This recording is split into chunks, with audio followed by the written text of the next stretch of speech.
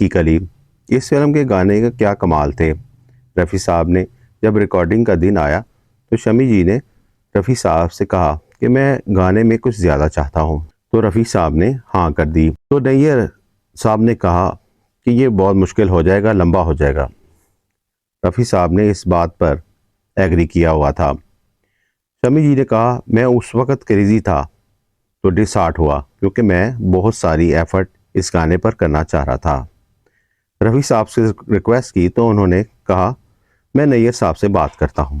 तो रफ़ी साहब ने नैयर से बात की। आप नैयर साहब इस गाने के कंपोज़र हो तो मैं गुलकार हूँ, मैं सिंगर हूँ, वो शमी कपूर अदाकार है, वो कुछ चाह रहा है तो आप क्यों नहीं मान लेते। तो नैयर ने कहा बहुत सी वजाहत की कि ऐसे वैसे, मगर रफ़ी साहब ने कहा मैं गा दूंगा, जैसे वो कहेगा सुर भी वहीं रहेंगे। अगर आप पसंद ना आया आपको तो कट कर देना, मैं दोबारा कहूँगा फिर गा दूंगा। और वही हुआ कि रफ़ी साहब ने उस गाने को वैसा ही कर दिया जैसा शमी साहब चाह रहे थे। कि सिचुएशन में एक लड़का एक लड़की के बारे में सोचता है और प्यार करता है और कहता है तारीफ़ करूँ क्या उसकी, तारीफ़ करूँ तारीफ़ करूँ तारीफ़ करूँ के अल्फाज बार बार आते हैं। उस वक्त रफ़ी साहब और आशा भोसले भी वहाँ मौजूद थी। नए साहब ने क्या कमाल कंपोज किया था वो गाना, और क्या गाया था रफ़ी साहब ने और आशा जी ने। रफ़ी साहब ने मुझे बहुत सपोर्ट किया है। लव यू रफ़ी साहब। शमी कपूर ने बताया मेरे पास अल्फाज नहीं है, क्या कहूँ रफ़ी साहब के बारे में कि क्या शरीफ आदमी थे रफ़ी साहब, सुरों में कमाल रखते थे।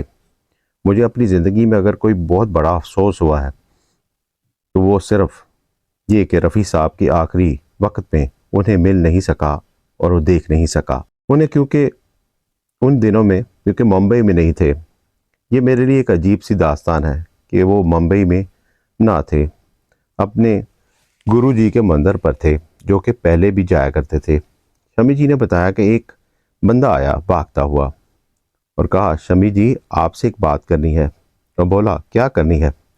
तो उस शख्स ने कहा शमी साहब आपकी आवाज़ चली गई।